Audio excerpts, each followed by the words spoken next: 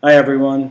Well, for me, I think, maybe not for you, but for me, sadly, this is probably the last video that you'll see and the last time you'll see me until your graduation, which I will be at, your pinning ceremony.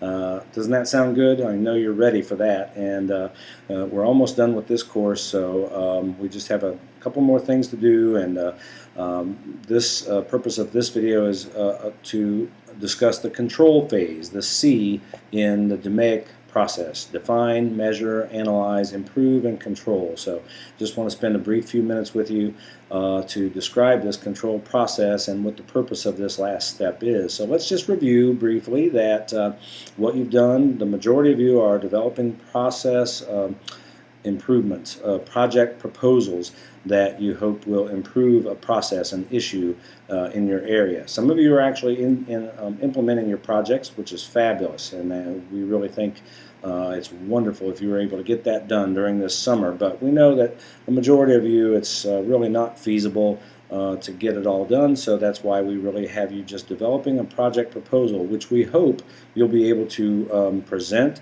to key stakeholders and to gain approval to actually implement even after you graduate and finish this course. So whether or not you're able to do it or someone else who is a key stakeholder, a champion in what you've been working on and through your teams can do it, hopefully this gets done. That's we really have two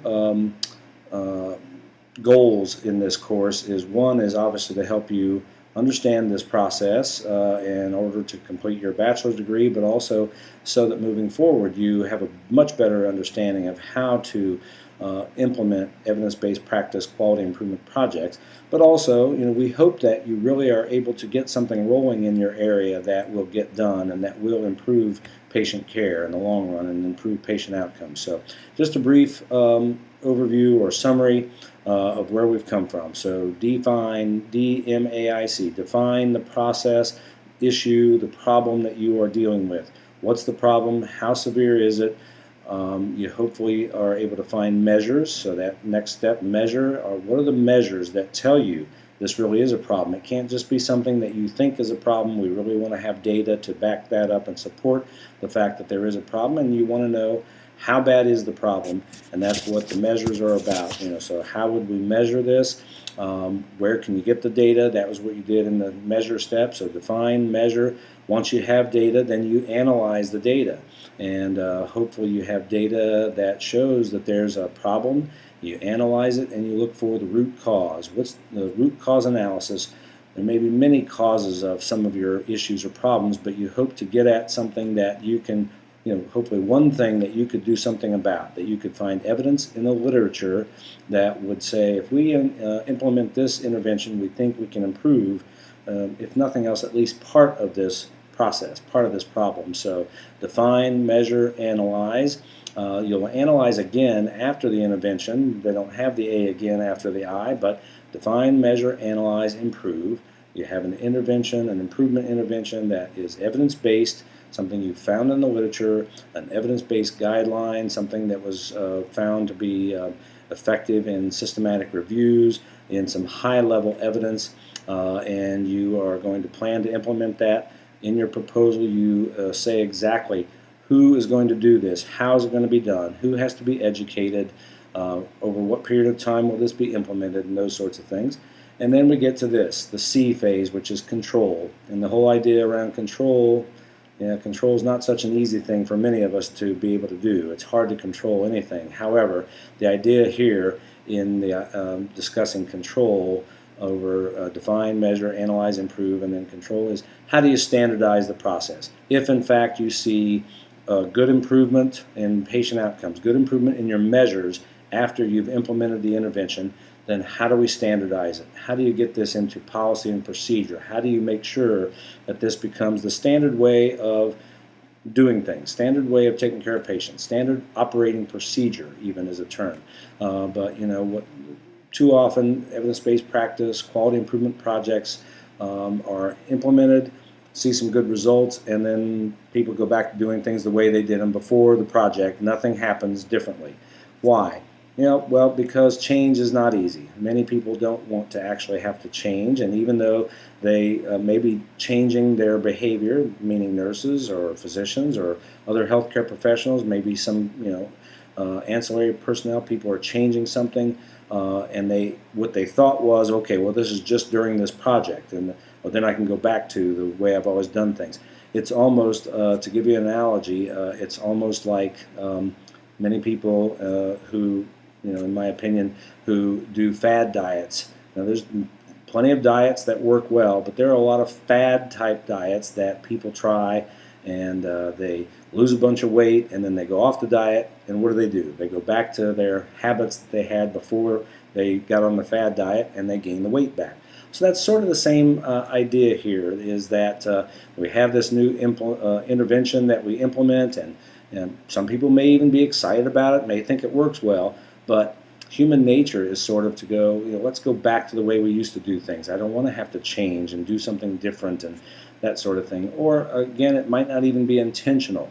It might even just be that people slip into old habits, after you've finished a project. So that's why the control phase is so important. How do we standardize? How do you plan to continue the change? So part of your proposal should be to have a solid plan, a solid idea. How do we really try to make sure once we're done with the project that it can continue if in fact it shows good effectiveness? So you have to have some strategies to say how you'll try to plan to continue the change if it was effective.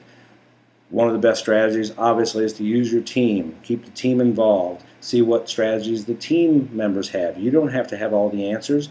You're leading this team, and hopefully, even just through a project proposal process, but you want their input as to how would we keep this going? How would we make this part of the standard way of taking care of patients in the future? So get their thoughts and ideas. Always great to have a champion.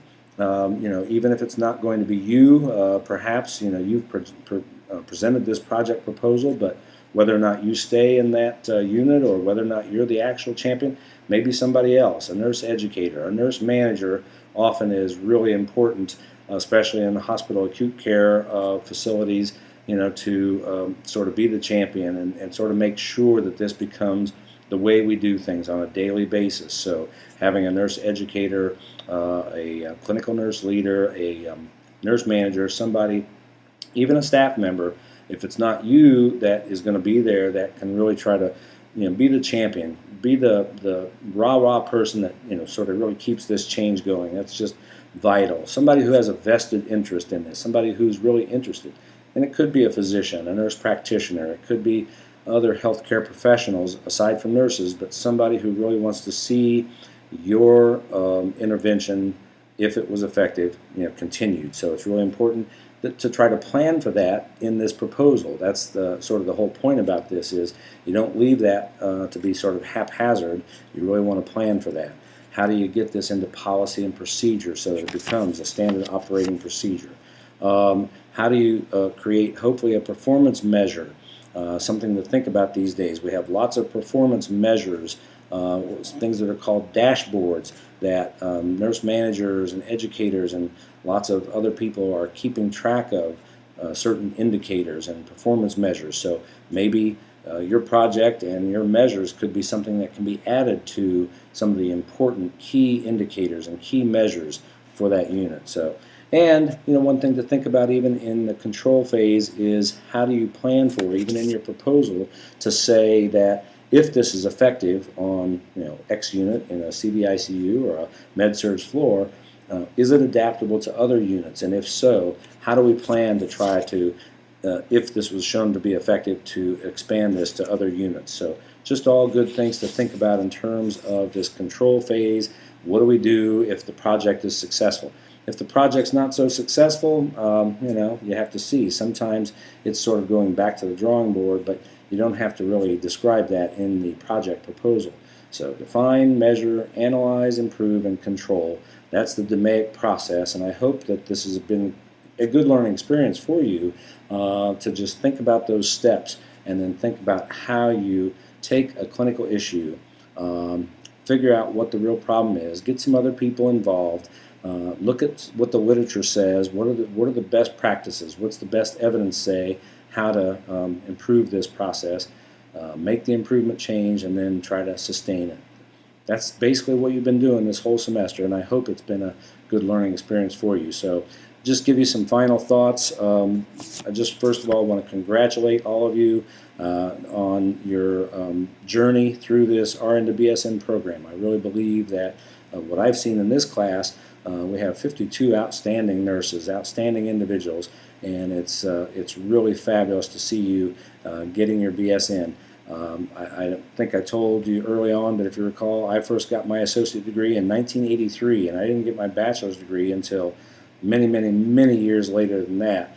Back in that time frame, I could even be a manager and a director in the early 90s with my associate degree. But these days, gaining a bachelor degree is really important, and I really congratulate each and every one of you on your journey. And in this course, what I've seen is just outstanding work. I think you have wonderful ideas, and really want to tell you that all of us of the faculty believe that you are outstanding nurses, and we really appreciate your participation in this course in particular, and congratulate you on getting near that finish line to be able to graduate with your BSN, and we'll be there. I'll be there certainly to see you at pinning ceremony. Hopefully you're looking forward to graduation, and I hope that some of you will then be considering future education. I know it's not for everyone. Some people will be fine to finish their bachelor's degree and say, I'm not doing this anymore. I don't want to do anything else. But hopefully some of you will consider graduate education. Maybe not right away, maybe a little in the future, but there are not just at MUSC, although I think we have fabulous programs. We have an MSN DNP program, we have a PhD program, but there are many graduate programs around the country, and with online environments these days, and you all have excelled and been able to succeed through this online RN to BSN course. Online education is the way of the future, and there are plenty of graduate degrees out there, plenty of opportunities and areas for you to think about moving into, and particularly if any of you are interested in being advanced practice nurses, if you're interested in management, gaining a master's or a doctorate is going to be vital.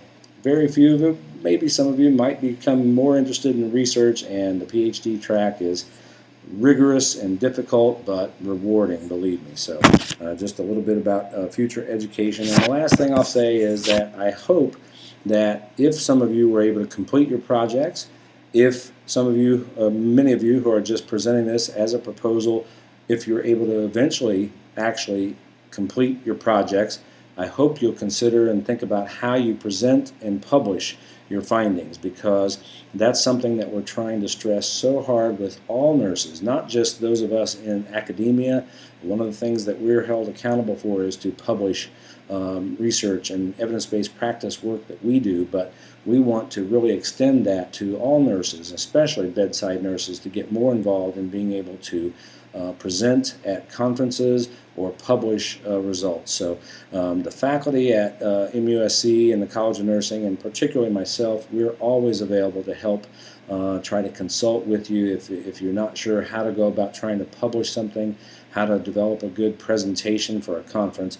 We're always here and always will be willing to help you with those things. So with all those things and my final thoughts, I want to thank you again for being outstanding students in this program. I look forward to seeing you at graduation, and thanks so much for listening to my podcasts and videos.